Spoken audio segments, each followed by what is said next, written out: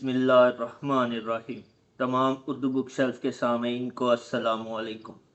امید کرتا ہوں آپ سب خیر عافیت سے ہوں گے اور اللہ کی امان میں ہوں گے۔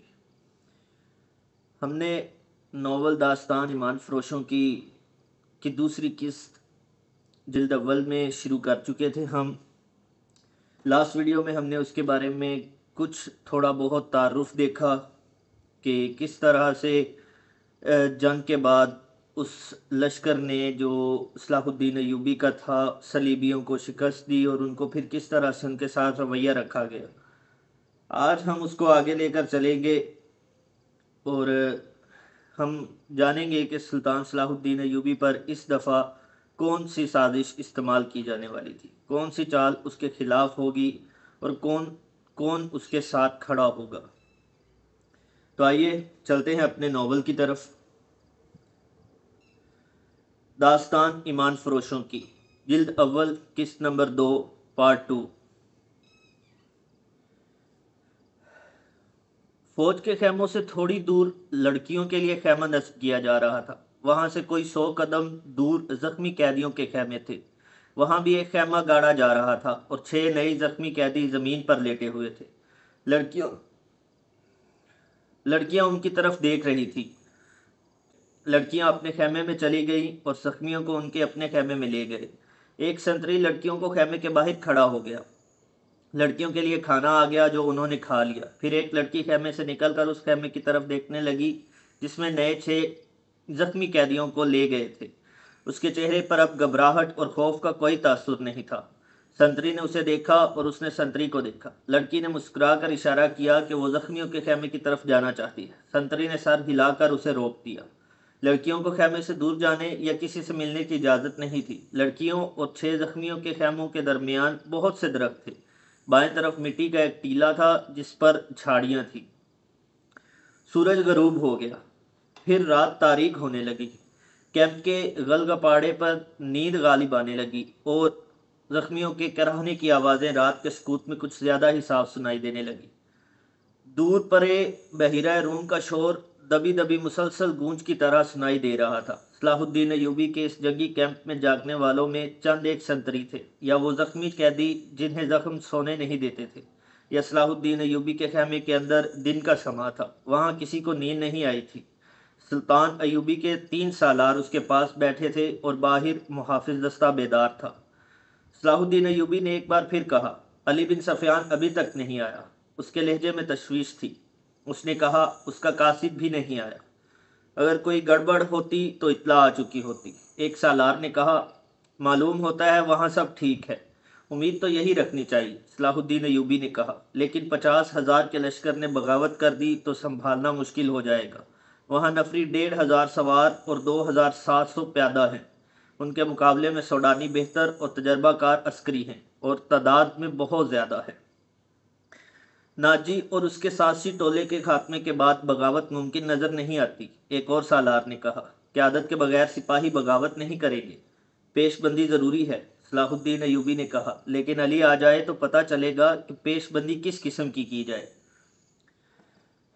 صلیبیوں کو روکنے کے لیے تو سلطان ایوبی خود آیا تھا، لیکن دارالحکومت میں سوڈانی فوج کی بغاوت کا خطرہ تھا۔ علی بن سفیان کو سلطان ایوبی نے وہیں چھوڑ دیا تھا تاکہ وہ سوڈانی لشکر پر نظر رکھے اور بغاوت کو اپنے خصوصی فن سے دبانے کی کوشش کرے۔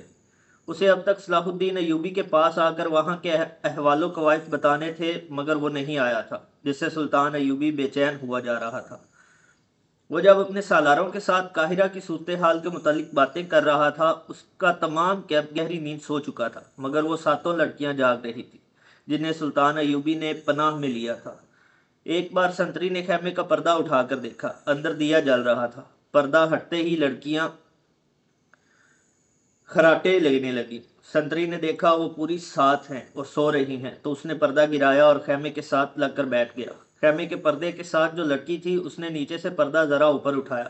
پردہ آہستہ سے چھوڑ کر اس نے ساتھ والی کے کان میں کہا، بیٹھ گیا ہے۔ ساتھ والی نے اگلی لڑکی کے کان میں کہا، بیٹھ گیا ہے، اور اس طرح کانوں کانوں میں یہ اطلاع 7 لڑکیوں تک پہنچ گئی کہ سنتری بیٹھ گیا ہے۔ ایک لڑکی جو خیمے کے دوسرے دروازے کے ساتھ تھی آہستہ سے اٹھ کر بیٹھی اور بستر سے نکل گئی۔ بستر زمین پر بچھے تھے۔ اس نے اوپر لینے والے کمبل اس طرح بستر پر ڈال دیے جیسے ان کے نیچے لڑکی لیٹی ہوئی ہے۔ وہ پاؤں پر سرکتی خیمے کے دروازے تک گئی، پردہ ہٹایا اور باہر نکل گئی۔ باقی 6 لڑکیوں نے آہستہ آہستہ خراٹے لینے شروع کر دیے۔ سنتری کو معلوم تھا کہ یہ سمندر سے بچ کر نکلی ہوئی پناہ گزین لڑکیاں ہیں، کوئی خطرناک قیدی تو نہیں۔ وہ بیٹھ کر اونگتا رہا۔ لڑکی دبے پاؤں ایسے رخ پر ٹیلے کی طرف چلی گئی جس رخ سے اس کے اور سنتری کے درمیان خیمہ حائل رہا۔ ٹیلے کے پاس پہنچ کر اس نے اس خیمے کا رخ کر لیا جس میں 6 نئے قیدی رکھے گئے تھے۔ رات تاریک تھی، وہاں کچھ درخت تھے۔ سنتری اب ادھر دیکھتا بھی تو اسے لڑکی نظر نہ آتی۔ لڑکی بیٹھ گئی اور پاؤں پر سرک سرک کر آگے بڑھنے لگی۔ آگے ریت کی ڈھیریاں سی تھی۔ وہ ان کی اوٹ میں سرکتی ہوئی خیمے کے قریب پہنچ گئی، مگر وہاں ایک سنتری ٹہل رہا تھا۔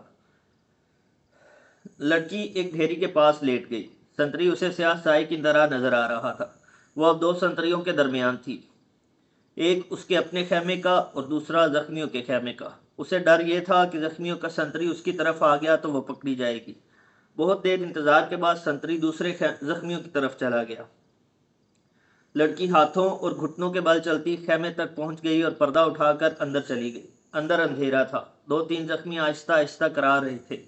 شاید ان میں سے کسی نے خیمے کا پردہ اٹھتا دیکھ لیا تھا۔ اس نے نجیف آواز میں پوچھا، کون ہے؟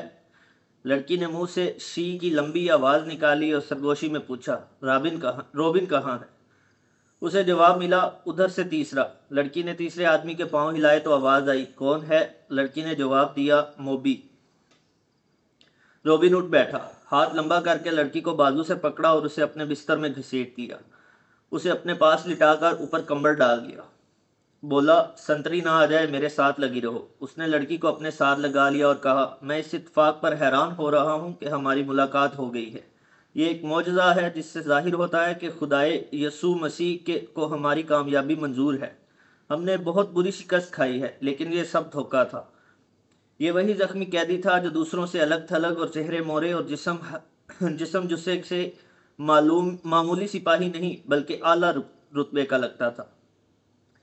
صلاح الدین ایوبی نے بھی کہا تھا کہ یہ کوئی معمولی سپاہی نہیں، اس پر نظر رکھنا، علی بن سفیان اس سے تفتیش اور تحقیقات کرے گا۔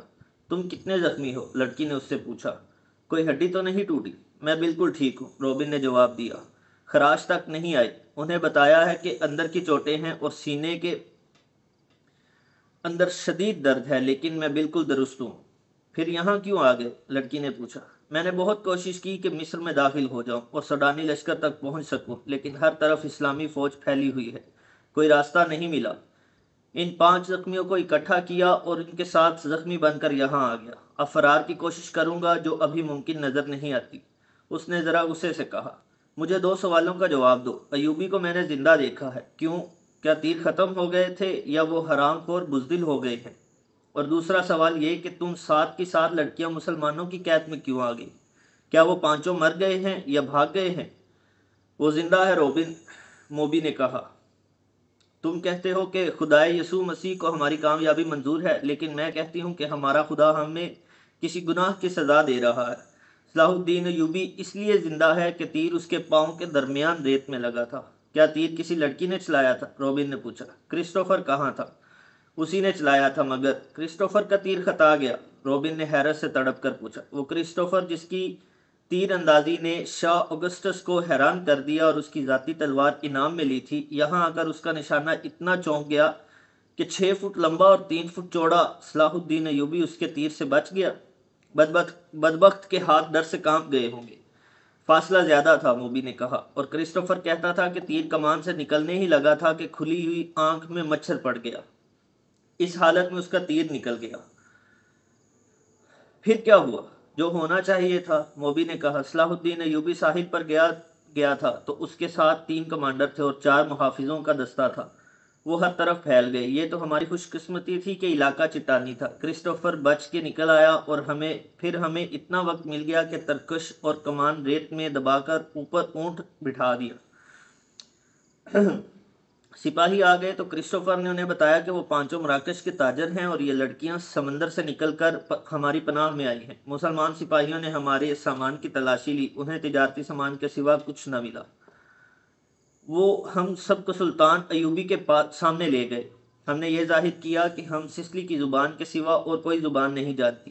کرسٹوفر نے ایوبی سے کہا کہ وہ ہماری زبان جانتا ہے۔ ہم ساتوں لڑکیوں نے چہروں پر گھبراہٹ اور خوف پیدا کر لیا۔ موبی نے روبن کو وہ ساری باتیں سنائی جو سلطان ایوبی کے ساتھ ہوئی تھی۔ یہ 7 لڑکیاں اور 5 آدمی جو مراکشی تاجروں کے بھیس میں تھے، حملے سے 2 روز پہلے ساحل پر اتارے گئے تھے۔ 5 آدمی صلیبیوں کے تجربہ کار جاسوس اور کمانڈو تھے، اور لڑکیاں بھی جاسوس تھیں۔ جاسوسی کے علاوہ ان کے ذمہ یہ کام بھی تھا کہ مسلمان سالاروں کو اپنے جال میں پھانسے۔ وہ خوبصورت تو تھی ہی، انہیں جاسوسی اور ذہنوں کی تخریب کاری کی خاص ٹریننگ دی گئی تھی۔ اس ٹریننگ میں اداکاری خاص طور پر شامل تھی۔ 5 مردوں کا یہ مشن تھا کہ صلاح الدین ایوبی کو ختم کرنا اور ناجی کے ساتھ رابطہ رکھنا۔ یہ لڑکیاں مصر کی زبان روانی سے بول سکتی تھی، لیکن انہوں نے ظاہر نہیں ہونے دیا۔ روبن اس شعبے کا سربراہ تھا، اسے ناجی تک پہنچنا تھا، مگر صلاح الدین ایوبی اور علی بن سفیان کی چال نے یہاں کے حالات کا رخ ہی الٹا کر دیا۔ کیا تم سلطان صلاح الدین ایوبی کو جال میں نہیں پھانس سکتے؟ کیا تم صلاح الدین ایوبی کو جال میں نہیں پھانس سکتی؟ روبن نے پوچھا۔ ابھی تو یہاں پہلی رات ہے، موبی نے کہا۔ اس نے ہمارے متعلق جو فیصلہ دیا ہے، اگر وہ سچے دل سے دیا ہے تو اس کا مطلب یہ ہے کہ وہ مرد نہیں پتھر ہے۔ اگر اسے ہمارے ساتھ کوئی دلچسپی ہوتی تو کسی ایک لڑکی کو اپنے خیمے میں بلا لیتا۔ اسے قتل کرنا بھی آسان نہیں۔ وہ ایک ہی بار ساحل پر آیا تھا، مگر تیر خطا گیا۔ وہ سالاروں اور محافظوں کے نرگے میں رہتا ہے۔ ادھر ایک سنتری ہمارے سر پر کھڑا ہے اور محافظوں کے پورے دستے نے صلاح الدین ایوبی کے خیمے کو گھیر رکھا ہے۔ وہ 5 کہاں ہیں؟ روبن نے پوچھا۔ تھوڑی دور ہیں، موبی نے جواب دیا، وہ ابھی یہیں رہیں گے۔ سنو موبی، روبن نے کہا، اس شکست نے مجھے پاگل کر دیا ہے۔ میرے ضمیر پر اتنا بوجھ آ پڑا ہے جیسے اس شکست کی ذمہ داری مجھ پر عائد ہوتی ہے۔ صلیب پر ہاتھ رکھ کر حلف تو سب سے لے لیا گیا ہے، لیکن ایک سپاہی کے حلف میں اور میرے حلف میں زمینوں اور آسمان جتنا فرق ہے۔ میرے رتبے کو سامنے رکھو، میرے فرائض کو دیکھو۔ آدھی جنگ مجھے زمین کے نیچے سے اور پیٹھ کے پیچھے سے وار کر کے جیتنی تھی، مگر میں اور تم 7 اور وہ 5 اپنا فرض ادا نہیں کر سکے۔ مجھ سے یہ صلیب جواب مانگ رہی ہے۔ اس نے گلے میں ڈالی ہوئی صلیب ہاتھ میں لے کر کہا، میں اسے اپنے سینے سے جدا نہیں کر سکتا۔ اس نے موبی کے سینے پر ہاتھ پھیر کر اس کی صلیب ہاتھ میں لے لی اور کہا، تم اپنے ماں باپ کو دھوکہ دے سکتی ہو، اس صلیب سے آنکھیں نہیں چرا سکتی۔ اس نے جو فرض تمہیں سونپا ہے وہ پورا کرو۔ خدا نے تمہیں جو حسن دیا ہے وہ چٹانوں کو پھاڑ کر تمہیں راستہ دے دے گا۔ میں تمہیں پھر کہتا ہوں کہ ہماری اچانک اور غیر متوقع ملاقات اس بات کا ثبوت ہے کہ ہم کامیاب ہوں گے۔ ہمارے لشکر بحیرہ روم کے اس پار اکٹھے ہو رہے ہیں۔ جو مر گئے سو مر گئے، جو زندہ ہیں وہ جانتے ہیں کہ یہ شکست نہیں، دھوکہ تھا۔ تم اپنے خیمے میں واپس جاؤ اور ان لڑکیوں سے کہو کہ خیمے میں نہ پڑی رہیں۔ بار بار صلاح الدین ایوبی سے ملیں، اس کے سالاروں سے ملیں، بے تکلفی پیدا کریں، مسلمان ہو جانے کا جھانسا دیں۔ آگے وہ جانتی ہیں کہ انہیں کیا کرنا ہے۔ سب سے پہلے تو یہ معلوم کرنا ہے کہ یہ کیا ہوا۔ موبی نے کہا، کیا سوڈانیوں نے ہمیں دھوکہ دیا ہے؟ میں یقین کے ساتھ کچھ نہیں کہہ سکتا، روبن نے کہا۔ میں نے حملے سے بہت پہلے مصر میں پھیلائے ہوئے اپنے جاسوسوں سے جو معلومات حاصل کی تھی وہ یہ ہیں کہ صلاح الدین ایوبی کو سوڈانیوں کے 50,000 محافظ لشکر پر بھروسہ نہیں، حالانکہ یہ مسلمانوں کے وائسرائے مصر کی اپنی فوج ہے۔ ایوبی نے آ کر مصری فوج تیار کر لی ہے۔ سوڈانی اس میں شامل نہیں ہونا چاہتے۔ ان کے کمانڈر ناجی نے ہم سے مدد طلب کی تھی۔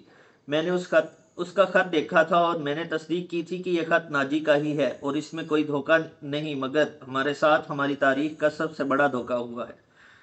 مجھے یہ معلوم کرنا ہے کہ یہ کیسے ہوا، کس نے کیا۔ میں یہ چھان بین کیے بغیر واپس نہیں جا سکتا۔ شاہ اگسٹس نے بڑے فخر سے کہا تھا کہ میں مسلمانوں کے گھروں کے اندر کے بھید معلوم کر کے ان کی بنیادوں کو ہلا دوں گا۔ اب تصور کرو موبی، شہنشاہ کے دل پر کیا گزر رہی ہوگی۔ وہ مجھے سزائے موت سے کم کیا سزا دے گا۔ صلیب کا قہر مجھ پر الگ نازل ہو گیا۔ میں سب جانتی ہوں، موبی نے کہا۔ جذباتی باتیں نہ کرو، عمل کی بات کرو۔ مجھے بتاؤ میں کیا کروں۔ روبن کے اعصاب پر اپنا فرض اور شکست کا احساس اس حد تک غالب تھا کہ اسے یہ بھی احساس نہیں تھا کہ موبی جیسی دلکش لڑکی جس کے ایک ایک نقش اور جسم کے انگ انگ میں شراب کا طلسم بھرا ہوا تھا اس کے سینے سے لگی ہوئی ہے، اور اس کے ریشم جیسے ملائم اور لمبے بال اس کے آدھے چہرے کو ڈھانپے ہوئے ہیں۔ روبن نے ان بالوں کے لمس کو ذرا سا محسوس کیا اور کہا، موبی تمہارے یہ بال ایسی مضبوط زنجیریں ہیں جو صلاح الدین ایوبی کے گرد لپٹ گئیں تو وہ تمہارا غلام ہو جائے گا، لیکن تمہیں سب سے پہلا جو کام کرنا ہے وہ یہ ہے کہ کرسٹوفر اور اس کے ساتھیوں سے کہو کہ وہ تاجروں کے بھیس میں ناجی کے پاس پہنچے اور معلوم کریں کہ اس کے لشکر نے بغاوت کیوں نہیں کی اور یہ راز فاش کس طرح ہوا کہ اس سے فائدہ اٹھا کر صلاح الدین ایوبی نے گنتی کے چند ایک دستے گھات میں بٹھا کر ہماری 3 افواج کا بیڑا غرق کر دیا، اور انہیں یہ بھی کہو کہ معلوم کریں کہ ناجی صلاح الدین ایوبی سے ہی تم نہیں مل گیا اور اس نے ہمارا یہی حشر کرانے کے لیے ہی تو خط نہیں لکھا تھا۔ اگر ایسا ہی ہوا ہے تو ہمیں اپنے جنگی منصوبوں میں رد و بدل کرنا ہوگا۔ مجھے یہ یقین ہو گیا ہے کہ اسلامیوں کی تعداد کتنی ہی تھوڑی کیوں نہ ہو، انہیں ہم آسانی سے شکست نہیں دے سکتے۔ ضروری ہو گیا ہے کہ ان کے حکمرانوں کا اور عسکری قیادت کا جذبہ ختم کیا جائے۔ ہم نے تم جیسی لڑکیاں عربوں کے حرموں میں داخل کر دی ہیں، تم نے بات پھر لمبی کر دی ہے، موبی نے اسے ٹوکتے ہوئے کہا۔ ہم اپنے گھر میں ایک بستر پر نہیں لیٹے ہوئے کہ بڑے مزے سے ایک دوسرے کو کہانیاں سناتے رہیں، ہم دشمن کے کیمپ میں قید اور پابند ہیں، باہر سنتری پھر رہے ہیں، رات گزرتی جا رہی ہے، ہمارے پاس لمبی بات کا وقت نہیں، ہمارا مشن تباہ ہو چکا ہے۔ اب بتاؤ کہ ان حالات میں ہمارا مشن کیا ہونا چاہیے؟ ہم 7 لڑکیاں اور 6 مرد ہیں، ہم کیا کریں؟ ایک یہ کہ ناجی کے پاس جائیں اور اس کے دھوکے کی چھان بین کریں، پھر کسے اطلاع دیں؟ تم کہاں ملو گے؟ میں یہاں سے فرار ہو جاؤں گا، روبن نے کہا، لیکن فرار سے پہلے اس کیمپ، اس کی نفری اور ایوبی کے آئندہ عزائم کے متعلق تفصیل معلوم کروں گا۔ اس شخص کے متعلق ہمیں بہت چوکنا رہنا ہوگا۔ اس وقت اسلامی قوم میں یہ واحد شخص ہے جو صلیب کے لیے خطرہ ہے، ورنہ اسلامی خلافت ہمارے جال میں آتی چلی جا رہی ہے۔ شاہ ایملرک کہتا تھا کہ مسلمان اتنے کمزور ہو گئے ہیں کہ اب ان کو ہمیشہ کے لیے اپنے پاؤں میں بٹھانے کے لیے صرف ایک ہلے کی ضرورت ہے۔ اس کا یہ عزم محض خوش فہمی ثابت ہوا۔ مجھے یہاں رہ کر ایوبی کی کمزور رگیں دیکھنی ہیں، اور تمہیں 5 آدمیوں کے ساتھ مل کر سوڈانی لشکر کو بھڑکانا اور بغاوت کرانی ہے۔ نہایت ضروری یہ ہے کہ ایوبی زندہ نہ رہے۔ اگر وہ زندہ رہے تو ہمارے اس قید خانے میں زندہ رہے جہاں وہ عمر کی آخری گھڑی تک سورج نہ دیکھ سکے اور رات کو آسمان کا اسے ایک بھی تارا نظر نہ آئے۔ تم پہلے اپنے خیمے میں جاؤ اور اپنی 6 لڑکیوں کو ان کا کام سمجھا دو۔ انہیں خاص طور پر ذہن نشین کرا دو کہ اس آدمی کا نام علی بن سفیان ہے جسے ان ریشمی بالوں، شربتی آنکھوں اور اتنے دلکش جسموں سے ایسے بیکار کرنا ہے کہ وہ صلاح الدین ایوبی کے کام کا نہ رہے، اور اگر ہو سکے تو اس کے اور صلاح الدین ایوبی کے درمیان ایسی غلط فہمی پیدا کرنی ہے کہ وہ ایک دوسرے کے دشمن ہو جائے۔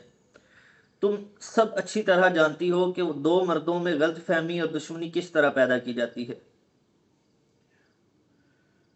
جاؤ اور لڑکیوں کو مکمل ہدایت دے کر کرسٹوفر کے پاس پہنچو، اسے میرا سلام کہنا اور یہ بھی کہنا کہ تیرے تیر کو ایوبی پر آ کر ہی خطا ہونا تھا۔ اب اس گناہ کا کفارہ ادا کرو اور جو کام تمہیں سونپا گیا ہے وہ 100% پورا کرو۔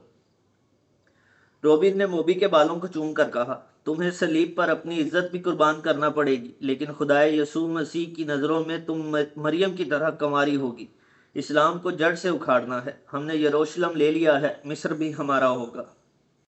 موبی روبن کے بستر سے نکلی اور خیمے کے پردے کے پاس جا کر پردہ اٹھایا۔ باہر جھانکا، اندھیرے میں اسے کچھ بھی نظر نہ آیا۔ وہ باہر نکل گئی اور خیمے کی اور سے دیکھا کہ سنتری کہاں ہے۔ اسے دور کسی کے گنگنانے کی آواز سنائی دی۔ یہ سنتری ہی ہو سکتا تھا۔ موبی چل پڑی، درختوں سے گزرتی قدم پر پیچھے دیکھتی وہ ٹیلوں تک پہنچ گئی اور اپنے خیمے کا رخ کر لیا۔ نصف راستہ طے کیا ہوگا کہ اسے 2 آدمیوں کی دبی دبی باتوں کی آوازیں سنائی دینے لگیں۔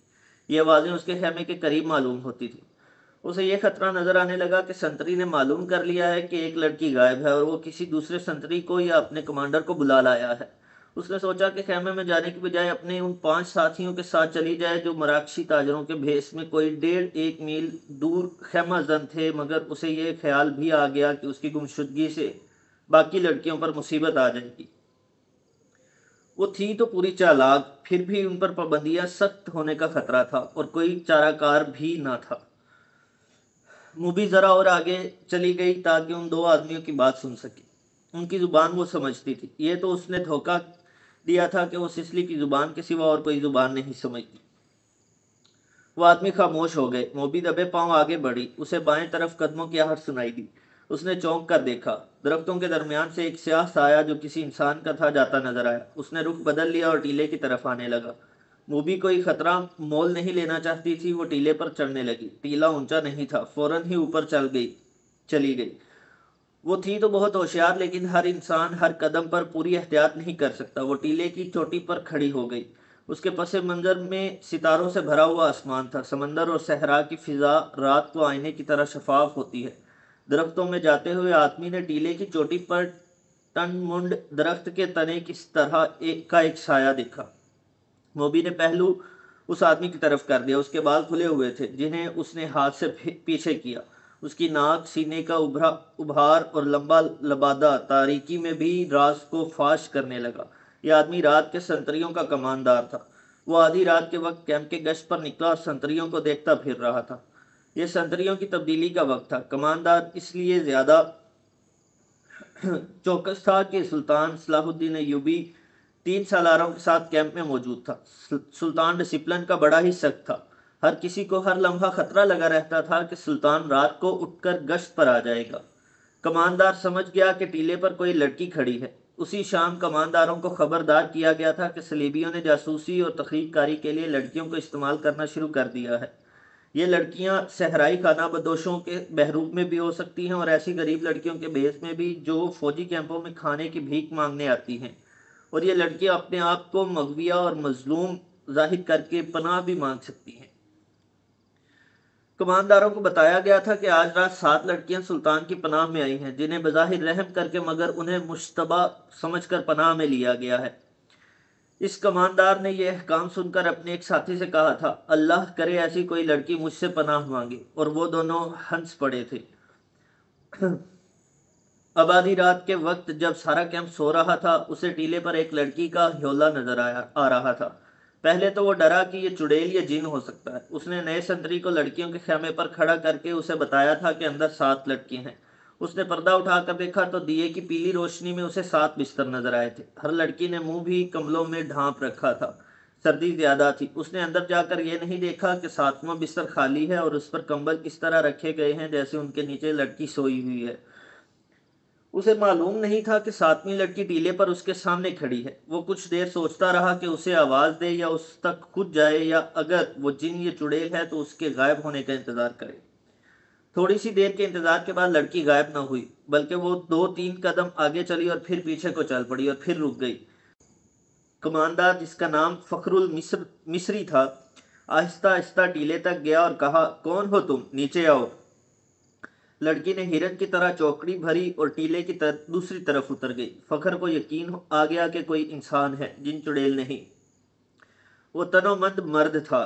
ٹیلا اونچا نہیں تھا۔ وہ لمبے لمبے ڈگ بھرتا ٹیلے پر چڑھ گیا۔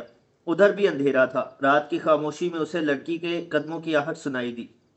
وہ ٹیلے سے دوڑتا اترا اور لڑکی کے پیچھے گیا۔ لڑکی اور تیز دوڑ پڑی۔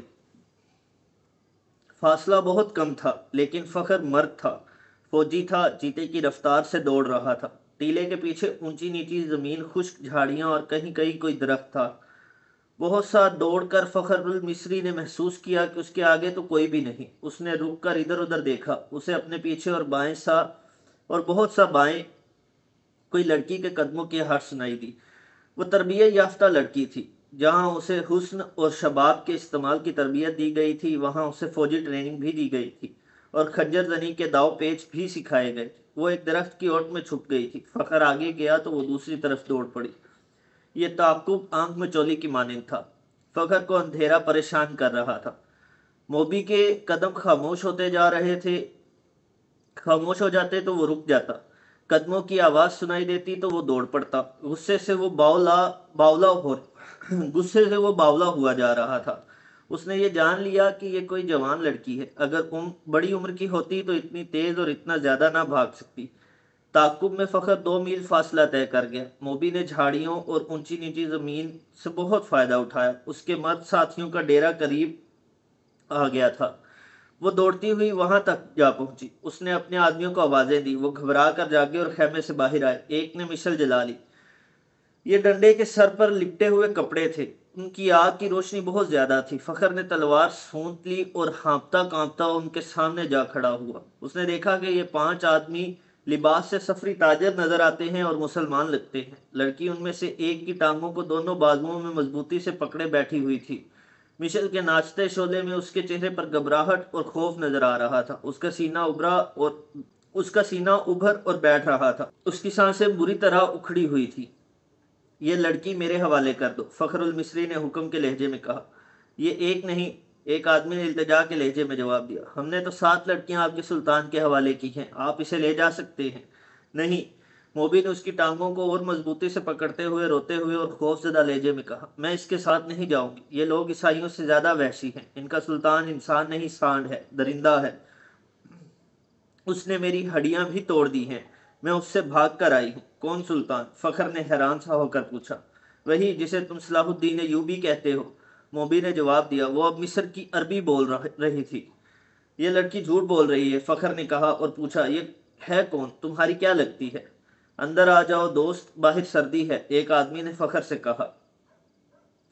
تلوار نیام میں ڈال لو، ہم تاجر ہیں، ہم سے آپ کو کیا خطرہ؟ آؤ اس لڑکی کی ببتا سن لو۔ اس نے آ بھر کر کہا، میں آپ کے سلطان کو مرد مومن سمجھتا تھا، مگر ایک خوبصورت لڑکی دیکھ کر وہ ایمان سے ہاتھ دھو بیٹھا۔ وہ باقی 6 لڑکیوں کا بھی یہی حشر کر رہا ہوگا۔ ان کا یہ حشر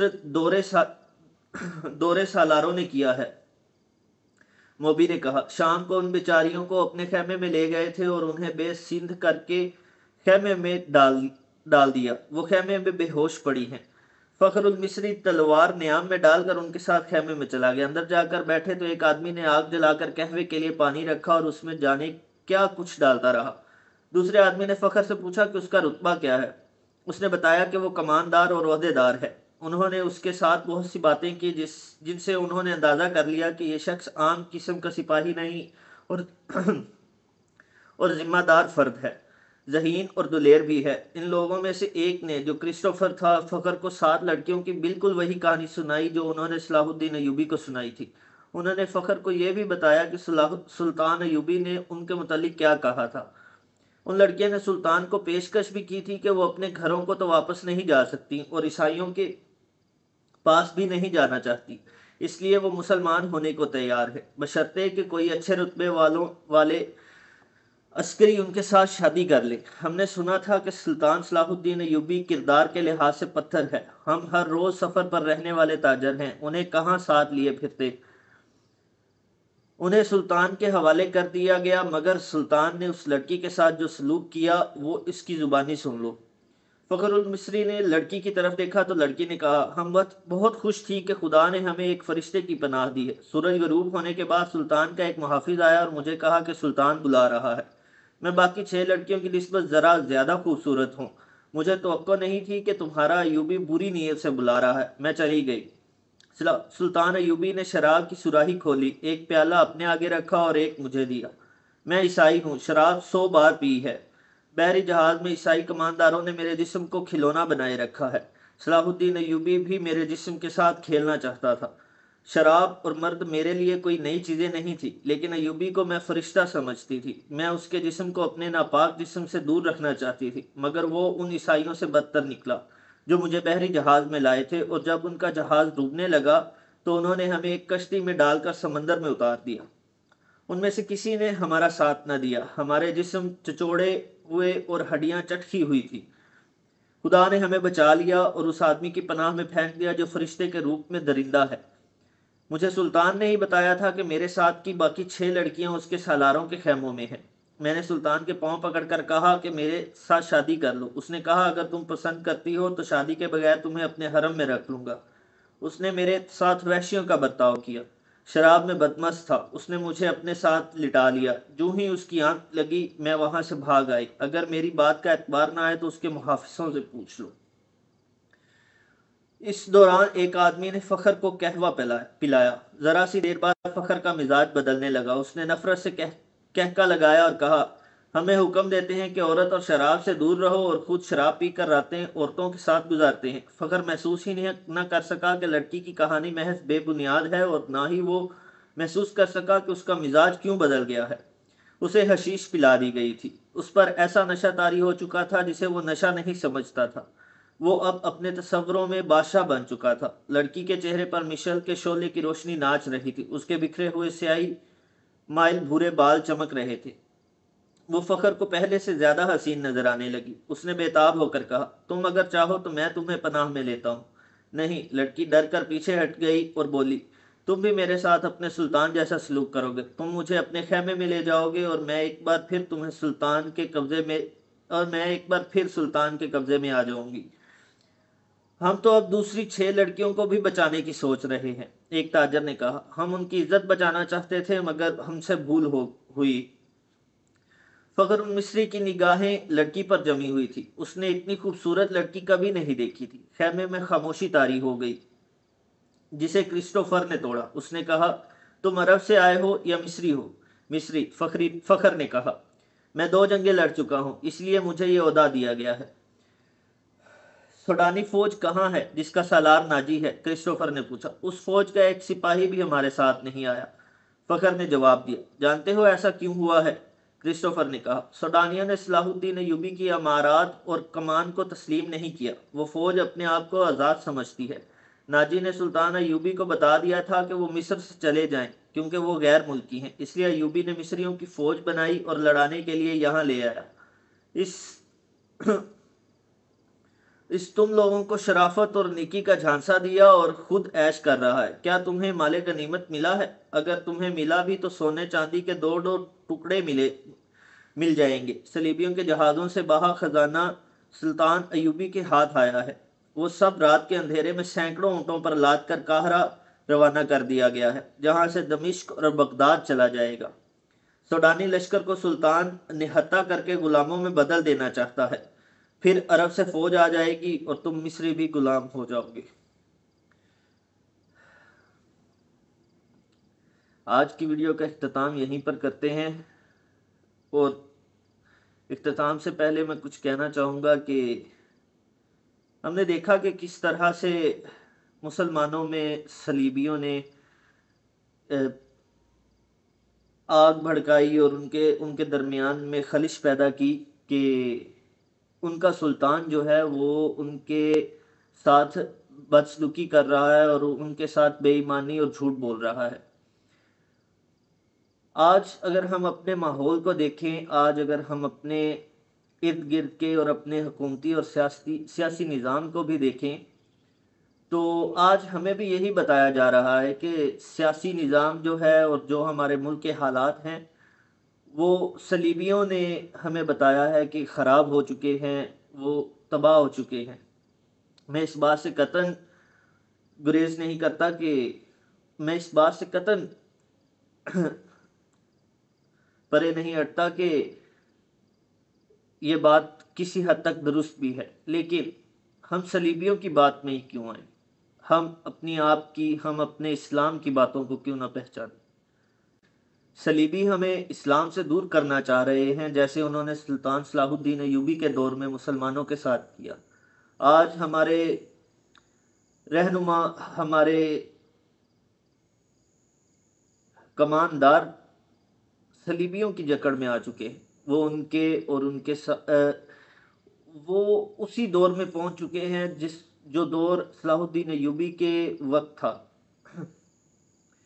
وہی عمارتیں آج سوڈانیوں کی طرح اپنی فوجیں تیار کر رہے ہیں، اپنے آپ کو وہی مصر کی عمارتوں کی طرح عیاشی اور بد اخلاقی آج ہمارے معاشرے میں پھیل چکی ہے، اور ہم اسلام کو رتی برابر بھی اہمیت نہیں دیتے۔ ہم کہنے کو تو مسلمان ہیں، لیکن مسلمان ہونے کا فرض ادا نہیں کرتے۔ آج ہم صلیبیوں کی بتائی ہوئی باتوں کو سمجھتے ہیں، ان پر عمل کرتے ہیں، اور اسلام کو ہم بہت دور پیچھے کہیں اب جھاڑیوں میں چھوڑ آئے ہیں، پہاڑوں میں، جنگلوں میں چھوڑ آئے ہیں۔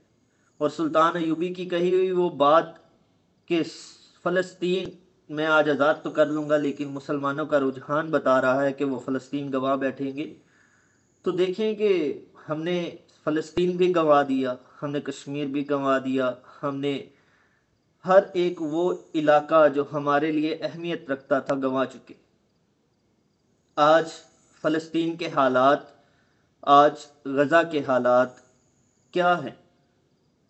آج وہاں پر معصوم بچوں کو، نومولود بچے جو ابھی اس دنیا میں آئے ہیں، ان کو بھی قتل کر دیا جا رہا ہے، ان کو چیر پھاڑ کر ان کے جسموں کو علیحدہ کیا جا رہا ہے۔ کیا یہ ہمارے لیے باعث شرمناک بات نہیں؟ کیا ہمیں اس بات پہ شرم نہیں محسوس کرنی چاہیے کہ ہمارے فلسطین میں موجود مسلمان بھائیوں کا آج کیا حال ہو چکا ہے؟ آج یہودی وہاں پر قابض ہیں، اسرائیل کو وہ اپنا سمجھتے ہیں کہ وہ اسرائیل ہی دنیا کا سب سے بڑا ملک اور محفوظ ملک ہے، اور وہ بالکل حق پر ہیں، اور مسلمان وہاں پر نہیں رہ سکتے۔ کیا مسلمان وہاں پر رہنے کے حقدار نہیں؟ کیا ہمارے لیے وہ بیت اللہ نہیں، بیت الاول نہیں ہے؟ کیا ہمارا وہ قبلہ اول نہیں ہے؟ کیا ہمارے لیے وہ عزت ختم ہو چکی ہے؟ یہ کچھ سوالات ہیں جو میں چاہوں گا کہ آپ اپنے آپ سے کریں اور سوچیں کہ ہم اسلام کی کس بنیاد پر کھڑے ہیں۔ کیا ہماری کوئی بنیاد ہے جو اسلام سے جا ملتی ہے؟ کیا ہم آج مسلمان ہیں؟ کیا ہم اپنے آپ کو مسلمان کہہ سکتے ہیں؟ اپنے گریبان کو جھانکیے اور سوچئے کہ ہم مسلمان نہیں رہے۔ آپ سب کی اجازت چاہوں گا۔ اللہ آپ کا حامی و ناصر۔ خدا حافظ۔